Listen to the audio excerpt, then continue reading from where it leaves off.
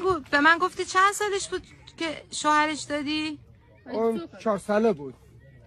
4 ساله بود. بعد الان اون چیز 8 ساله است. الان 8 سالش.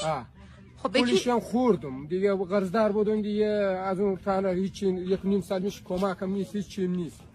الان چی بخونم؟ کارگری نیه. اگه کارگری برن دیگه اینا رو چیکار کنم؟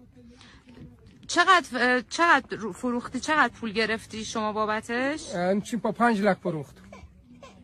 با 5 لک فروختم، 2 لک 3 لک با قرضدار بودم، به اونا دادم. دیگه را خورد. 3 لک به اونا دادم، 2 لک خورد.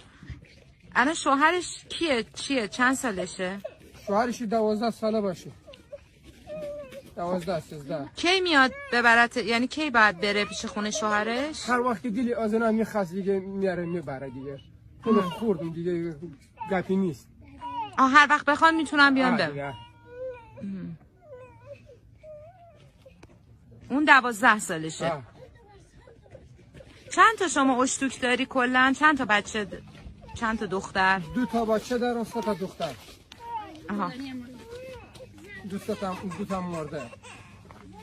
خب خودش دوست داشتی ازدواج کنی؟ دوست داشت شوهر کنه؟ نه اون خونه میفهمید. الان تنوزم نمیفهمه. خود. الان نمیفهمه خودش؟ نه.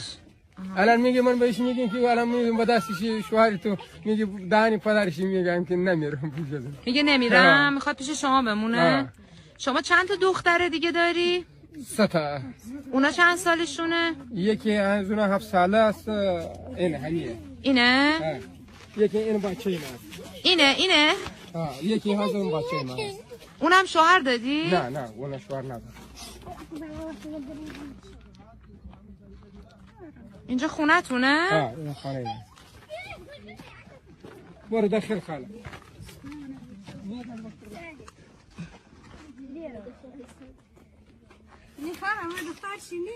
خیلی خوب فهمید. شما دخترش نیست.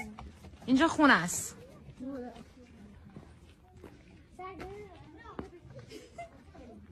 خونه تون کجاست روپه؟ بیا نشونم بده.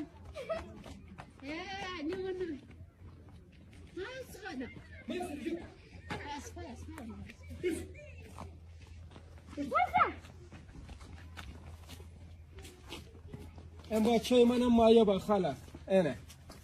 این مایبه. چشه مشکلش چی؟ موتور زده. همونجا پاش شکسته دیگه. الان تو خاشه نمیتونه بری دیگه، پاش درد میکنه.